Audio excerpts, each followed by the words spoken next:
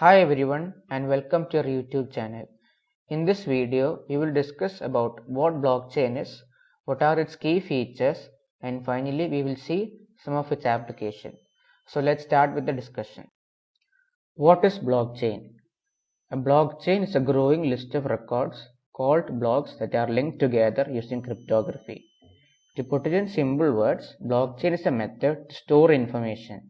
Here each information is stored in the form of a block and each block is connected to the previously created one. The linking is done with the help of cryptography. Some of the features of the blockchain are: the blockchain is decentralized, which means that there is no central authority controlling it. Nowadays, most of the services we use today are centralized. For example, if you want to send some money or make payments, we get it done with the help of a bank. So here the complete control of our money remains with the bank. But in the case of blockchain, you can directly make your transaction without anybody controlling you. So that's what we mean by decentralization. Next, the blockchain has a distributed database.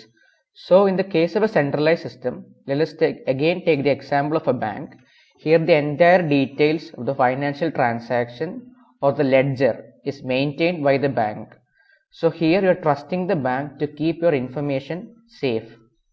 But in the case of a blockchain, every single member of the network will have a copy of the information, and since the information is verified by a lot of people, it is more transparent and more reliable. And finally, blockchain is immutable, which means it is difficult to change. So once you add an information to the blockchain, it is really difficult to make any changes to it.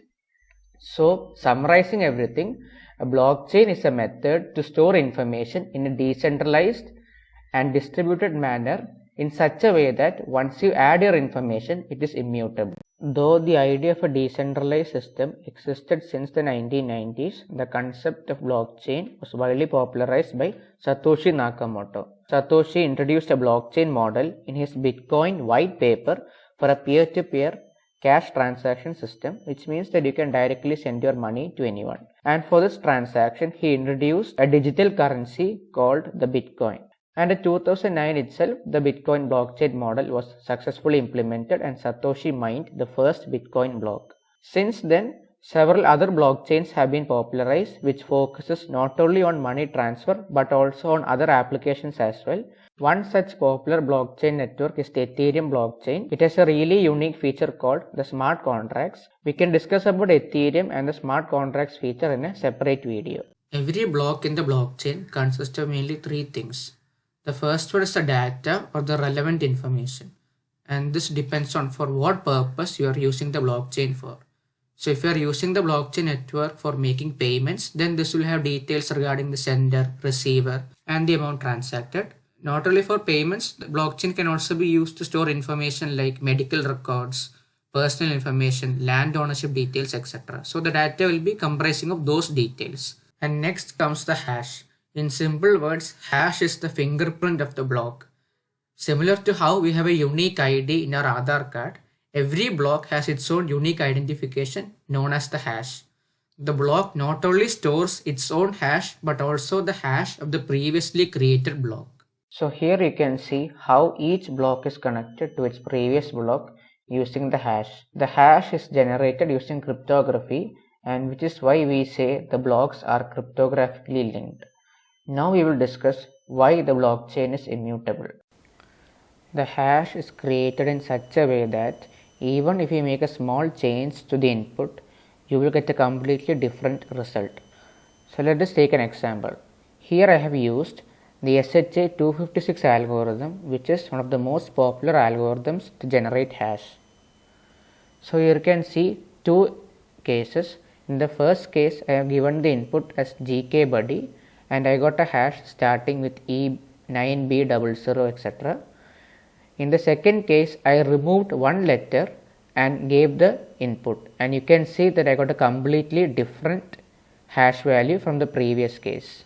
So in the case of blockchain, both the data as well as the previous hash will be used as an input to create the hash for the current block. So let's say some hacker comes and tries to change the information. Take block 0 for example. So because of this, the hash of block 0 will change, and now this will create an issue. As you can see, the previous hash of block 1 and the hash of block 0 are no longer the same, and the hacker has to go and change the information in block 1 manually. And if he does that, the hash of block 1 will change, and this will create a problem for block 2, and this problem will go on and on. So this difficulty to change the data increases as the number of blocks increases, and this is why we say the blockchain is immutable. Let us discuss about some of the main components required for a proper functioning of a blockchain. So first you need a peer-to-peer network. It is basically a network of computers where everyone can interact directly with each other. Each member of the network is called a node. It is generally open to anyone, and all you need is an internet connection and the software required. There are some exceptions called private blockchain networks where only users with specific permissions are allowed to participate, but in general, like the Bitcoin network or the Ethereum blockchain, anybody can be a participant. Next comes the cryptography. Cryptography ensures that the information shared is stored in a safe and secure manner. Since anybody can be a part of the blockchain network, there might be people who will try to misuse this information, and cryptography ensures that the information is safe even in that case. Next comes the consensus algorithm. The algorithm, or you can call it a rule, decides on who and how to add information to the blockchain. Currently, there are many concepts available, but the most popular is the proof of work concept, which is used by the Bitcoin network. Here, the nodes will be given a mathematical problem, and whoever comes up with the solution first will be given the right to add the block. And once someone finds the solution, he or she has to publish it throughout the network, which will be verified by the other nodes. Since we have to solve a mathematical problem which requires significant amount of computational power, there should be an incentive mechanism which will reward them for the computational power or the effort they put in. So if you are in a Bitcoin network and if you are able to solve the solution and add the block, you will be rewarded around 6.25 Bitcoins currently. With the rising popularity of blockchain, companies and governments across the globe have started to adopt them to improve their efficiencies. For now, most of these blockchain projects are implemented in small scale levels, and they might be fully utilized in the coming years. So here we will discuss some of the key areas where blockchain could be used. So first and the most well-known application is money transfer or making payments. Transferring money via a centralized entity can take a lot of time, sometimes even days, especially if you are making cross-border payments. But in case of blockchain, since there is no central authority, we can do it within few minutes. Another most important application of blockchain is supply chain monitoring. Supply chain refers to all organizations who are involved in making a product, right from the acquisition of raw material to its final finished form. So this will include entities like manufacturers, suppliers, transportation companies, retailers, etc. And lack of transparency between them can often lead to delays and increased cost.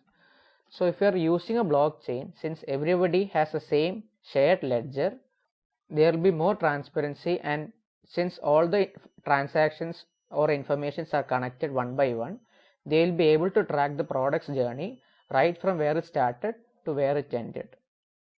Companies like Walmart, DHL, FedEx and Ford, etc. have started to use blockchain for the supply chain monitoring. Currently, these are employed in small scale levels. Another area where we could use blockchain is the maintenance of land records. The main problem associated with land registry is that it is stored in paper format. So this can be easily tampered, replicated or even destroyed, and this will often lead to land disputes. So if you are using blockchain, as we all know, the most important feature of a blockchain is that it is immutable. So the use of blockchain will help to keep the records immutable as well as track the ownership of the property. So 2 years before, the Andhra Pradesh government had announced its plans to adopt blockchain technology to maintain the land registry in order to reduce tampering and reduce corruption. So I'll provide the link of the news article in the description box where you can see more details regarding the announcement. Thank you everyone, and I hope you have enjoyed the content. If yes, Please like and share the video and subscribe to our YouTube channel for more such informative videos.